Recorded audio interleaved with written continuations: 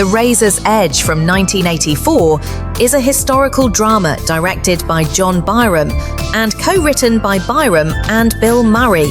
Yes, that Bill Murray.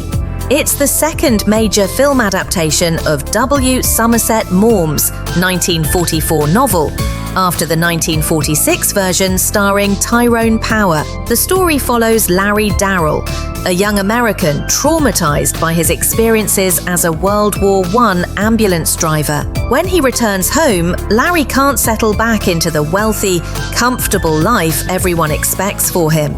Instead, he walks away from status, money, and romance to search for something deeper. His journey takes him from Paris to the coal mines, and eventually to a Buddhist monastery in the Indian Himalayas. The title comes from the Katha Upanishad.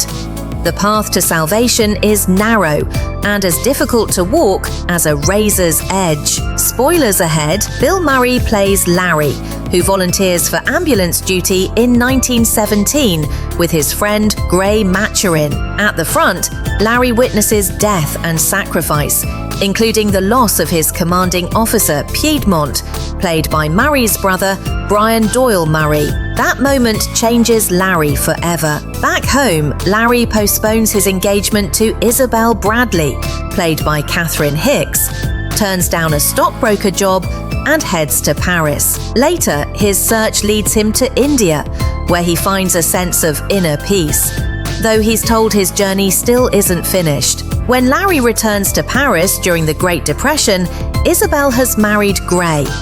Larry also reconnects with Sophie MacDonald, played by Theresa Russell, whose life has collapsed after the death of her husband and child. Larry tries to save her, but Isabel, still in love with him, sabotages Sophie's recovery. Sophie relapses and is later murdered. Unlike the 1946 version, this film puts more emphasis on Larry's war trauma and his relationship with Sophie. It also removes Maugham as a narrator, which was a major part of the earlier adaptation. For Murray, this was a deeply personal project.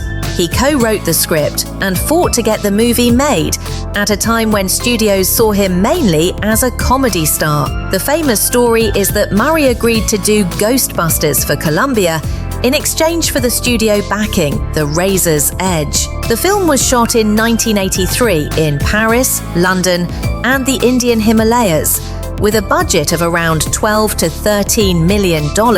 Murray wanted to prove he could play something quieter and more spiritual than his usual wisecracking roles.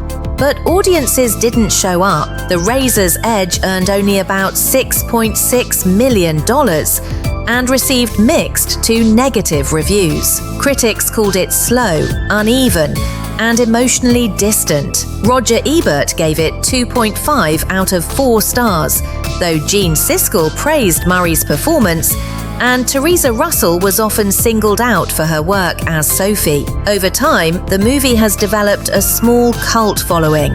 Some now see it as one of Murray's most interesting, underseen performances. It's not a perfect film, but it's earnest, ambitious, and clearly personal.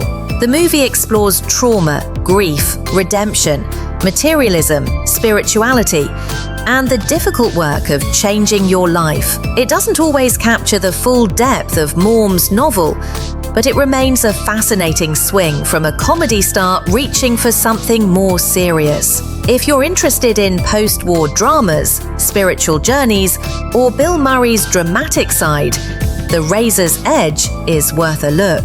Subscribe to Movies of the 80s on Substack for more 80s movie history and reviews. And subscribe to Movies of the 80s here on YouTube for daily 80s movie profiles.